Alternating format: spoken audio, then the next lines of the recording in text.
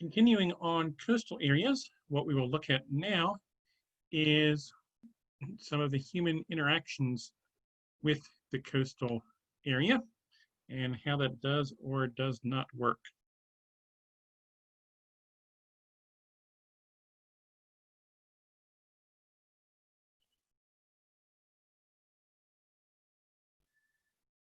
So again, there are several different ways that people try to stabilize the coastline because coastlines, with all the waves and wind and all, tend to move around and erode and change. And we try to stick buildings and roads and things there and expect it to not change.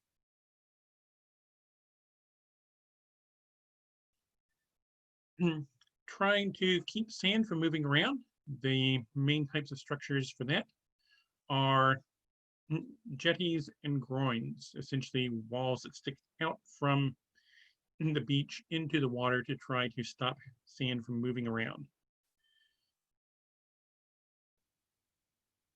Or if we want to try to block the waves instead, we could build a breakwater, a wall out in the ocean, or a seawall, a wall on the beach near the ocean, to try to block the waves from the areas behind that wall. Another possibility is to add material. And putting additional sand on the beach is called beach renourishment. Revetment is putting stuff like rock, hard material over the beach area.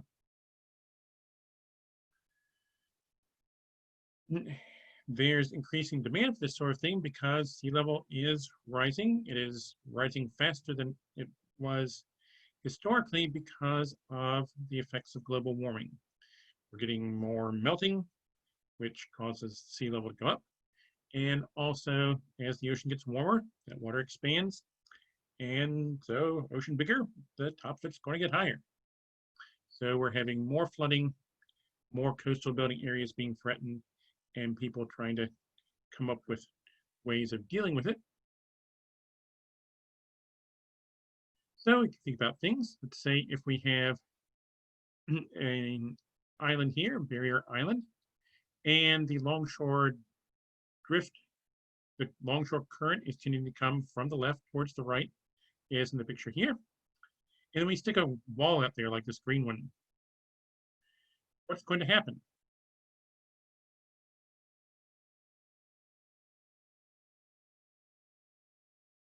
Well, current's coming along here, blocked by the wall.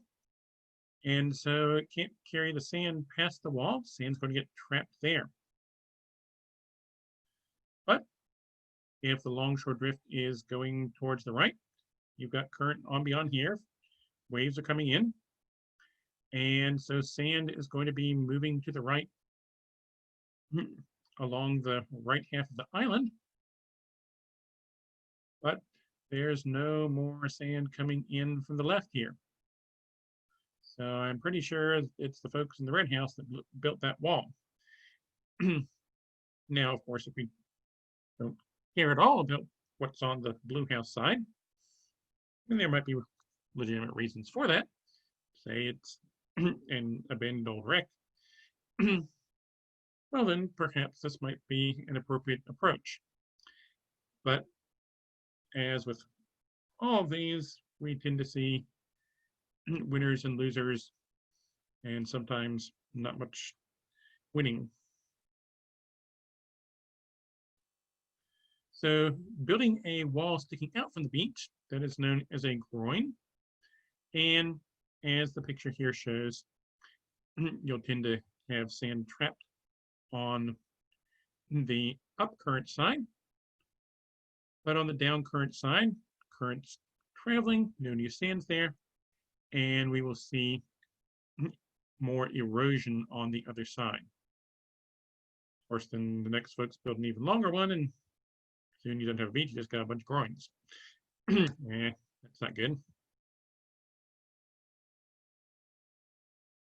Jetties are designed to keep sand out of an inlet.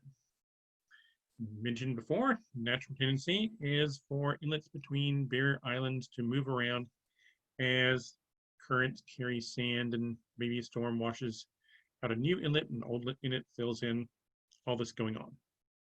But people like to have an inlet where they know where it is and also that they know it's deep enough for their boats going in and out. So by building jetties, that will tend to keep the sand from washing the inlet, keep that inlet in place.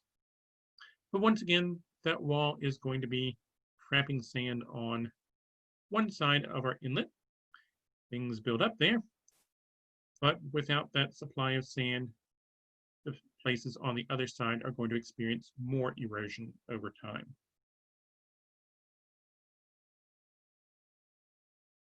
Breakwater, a wall out in the ocean. Well, that does tend to decrease the wave energy, and so we have somewhat more sand in one place. But again, that's that sand that used to move on further. And so the areas down current from the breakwater will tend to see more erosion.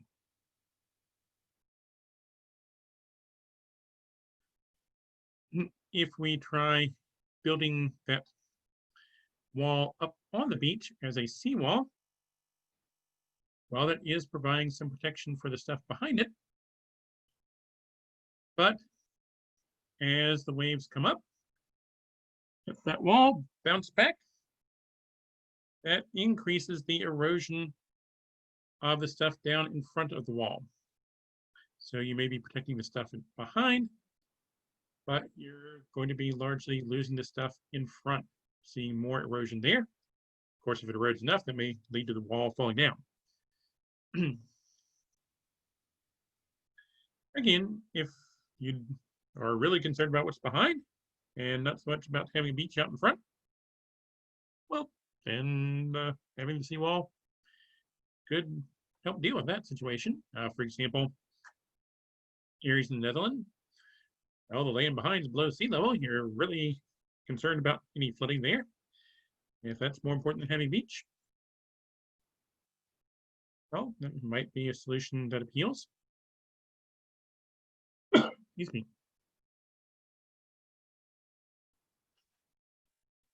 Another factor, though, what if you design the wall a bit differently?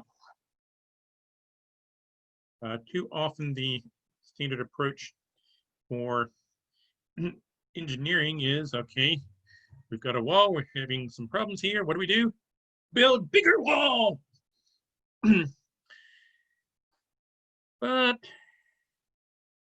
sometimes a little more flexibility is a better plan. For example, instead of building great big massive vertical wall here, we make that wall somewhat more tilted. So a wave running into that wall, instead of bouncing back that way, is doing more hit the wall and tending to slide down instead. That's going to be better, or even kind of a stair step rather than this great big massive wall approach. Or if we can make the front of the wall out of something that can do a little bit of bending, absorbing some of that wave energy rather than just smack bounce. Again, that would decrease the problem. So there are ways of doing this better. Now, how much people actually follow that? But there is some possibility. Beach renourishment. Again, this is dumping sand on a beach. Where do you get sand to dump on the beach? Grab somebody else's beach? They're not too likely to be happy with that one. So typically the approach has been to go out into the ocean and dig up sand from the bottom of the ocean to dump on the beach.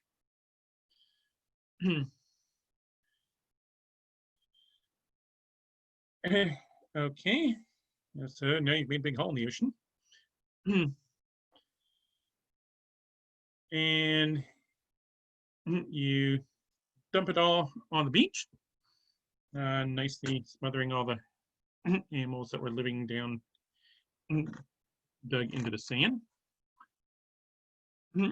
and spread it around with a bulldozer, pack it down, make ruts that are obstacles for animals trying to cross it.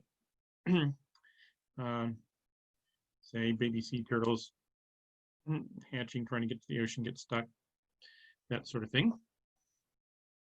Yeah, you've probably noticed my assessment here is not going to be real positive.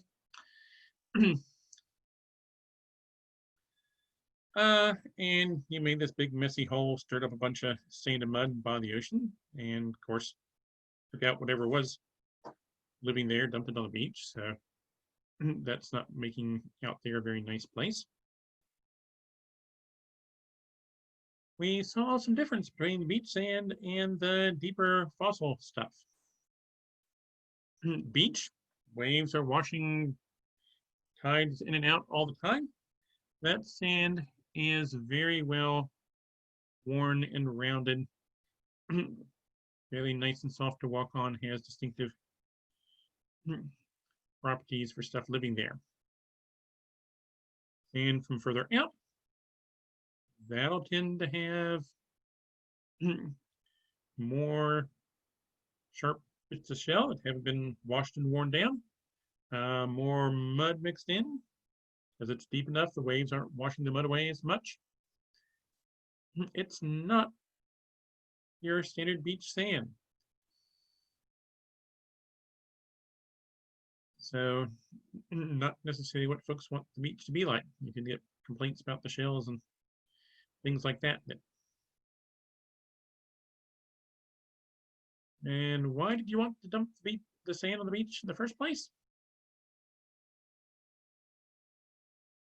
As it was washing away. You dump more sand, guess what's going to happen to that sand? You haven't changed anything else, it's going to wash right too. So this is a temporary solution. And you get more stuff being dumped there frequently in many cases. How much does it cost to dig up all the sand, move it to the beach where you want it, dump it there? Oh, I know. We soaked the taxpayers for the bill. Yeah. This does not necessarily make all the taxpayers happy. There's been some creative things. There's one beach renourishment project in North Carolina that somehow got funded by the Department of Agriculture. I'm not real sure what the logic there was, but this tends to be a lot of money being spent on dumping sand on the beach taken from elsewhere.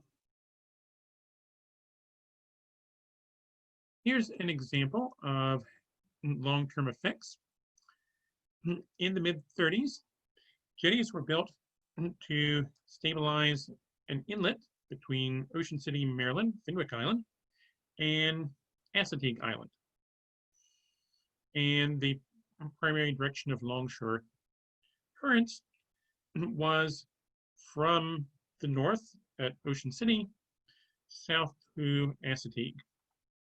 So the jetty is trapping sand on that north side, and that's the sand that used to build up Assateague. So Assateague erodes quite rapidly, about 40 feet per year. Here's a photo of that. You see Ocean City along here and the sand trapped along the jetty. And you can barely see any of Assateague. It's largely gone all the way out of the picture from where it used to be. So trying to control sand movement and regulate erosion generated a lot of erosion. Now, again, we've got question of priorities. You can see there's lots of buildings all over the Ocean City area. Well, you can't see for Astig, but it turns out, well, Astig's near Chincoteague. Anyone familiar with Chincoteague? Well, if you liked children's books about horses, you might have read some. There was a series with Misty of Chincoteague and others like that. There are feral wild ponies there. It's largely a preserved natural area. Well, the ponies, they don't vote. I mean, you could, I suppose, count on them to vote nay, but since Caligula, folks haven't tried that very much. So you got the people in Ocean City, the horses Astig. Okay, well, that's the prioritizing. Here's the map version. We can see where the islands were back in the 30s. A hurricane washed through, made the inlet. Folks decided they liked having the inlet there. That's why they built the jetties. But as a result, Astig is now totally further towards the land than where it used to be.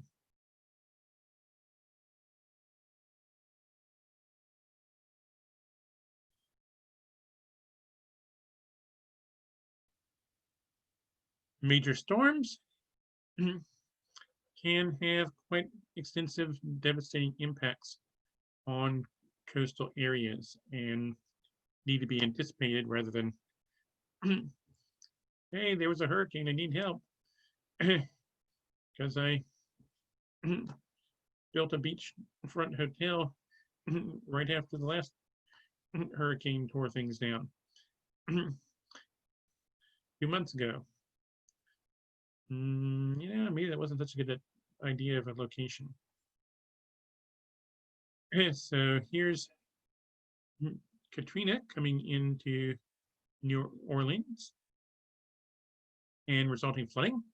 New Orleans is on a delta.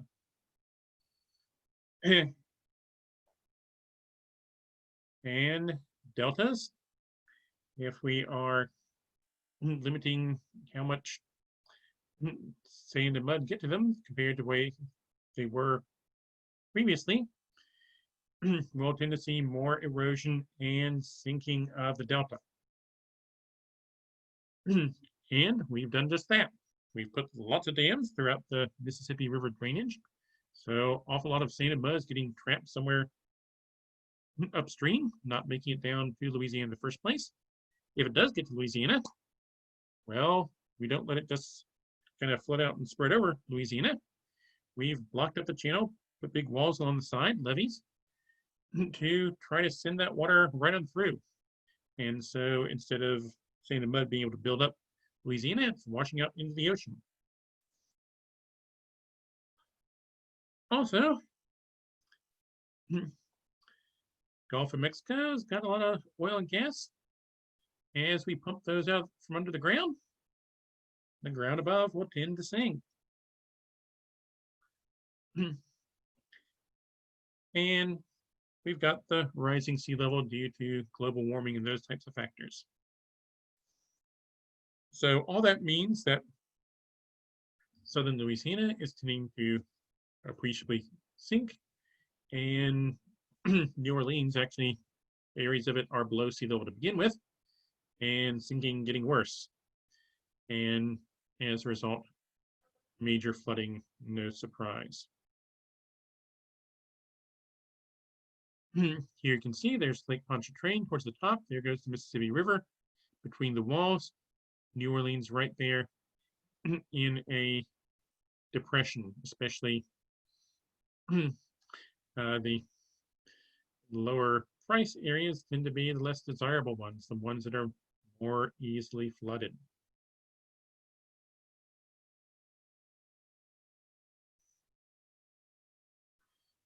This is statistics for 1983, a little old, but it's what was handy. And we have, for different parts of the US, average rate of shore either eroding or accreting. How fast is it building up versus eroding in different places? And in red, we see the areas that had average growth. More sand, mud was building up than washing away. The table and the text had some confusion. I tracked down the original article and corrected the numbers there. And there's not a lot of red. We are definitely seeing rather more erosion around the country on average than growth. And of course, how much of any of this from renourishment rather than anything that is more sustainable, definitely a problem.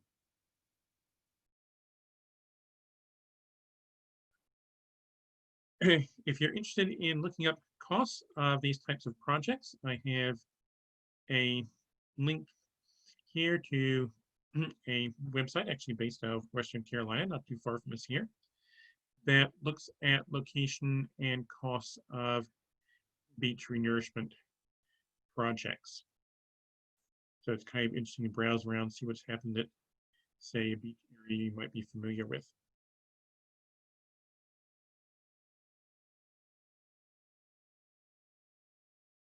Sand budget amount that is coming in versus washing away or blowing away, whatever's happening there. And think about how things might change. Already talked about dams decreasing the river supply.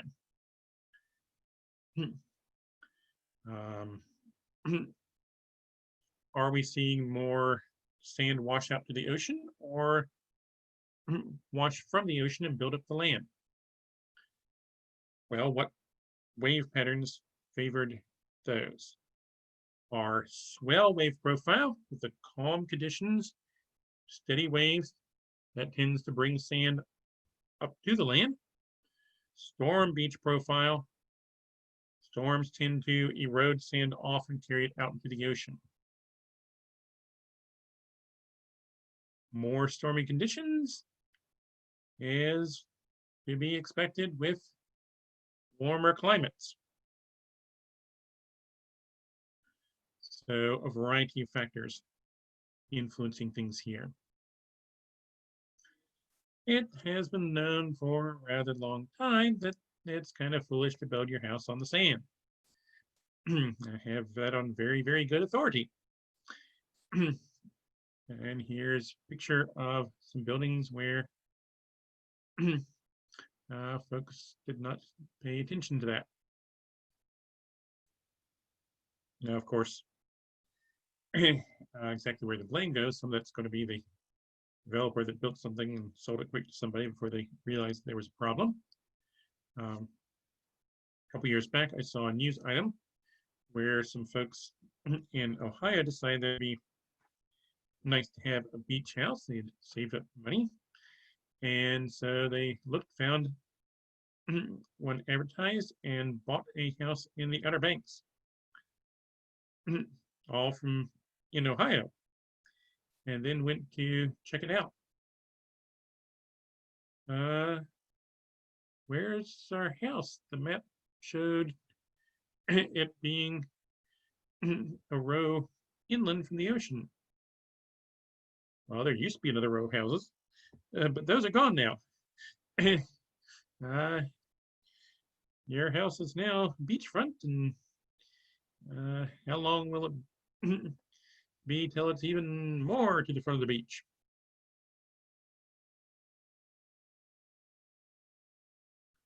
So again, we have the longshore currents caused by waves coming in at an angle and or the different height of waves as they come in. And This sets up sideways currents going along the coast.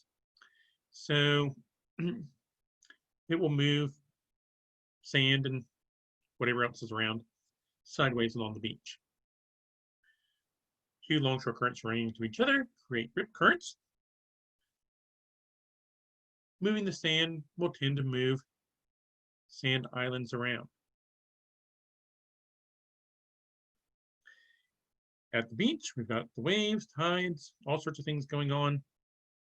It's changing all the time. We have the changes between, say, storm and swell beach profiles, things like that, as well as the longer term migration of the islands.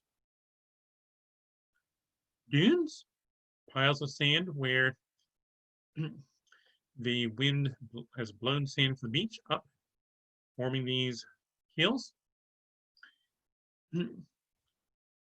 If they are there, they provide a barrier protecting the area behind. Especially helps if you've got plants growing on them, helping hold them in place. But as piles of sand, they can also move around and erode easily. Barrier islands, basically large piles of sand and mud. We looked at how they could form. But as piles of sand, they're constantly shifting, eroding in one place, building in another. And so they are changing places. Sea cliffs. These are places with erosion. Over time, they're eroding back, forming the kind of flat shelf, wave platform out in front of the cliff. Deltas, areas where rivers are washing sand and mud down and depositing it as they enter the ocean, or for that matter, lake, whatever there. But that sand and mud over time will tend to pack down and sink lower. Now, as that sinks lower, we have more sand and mud being deposited out as the river floods around and all that. Well, bounces out, maybe even grows. But if we don't have that happening, our deltas will be sinking. Human attempts to try to control erosion on the beaches often aren't much better than this guy waving around in front of his sandcastle. They tend to be relatively expensive and cause more erosion in other areas than they really solve. Okay, so that ends a look at the coast as particular areas. What we will look at next time is different types of habitats in coastal areas.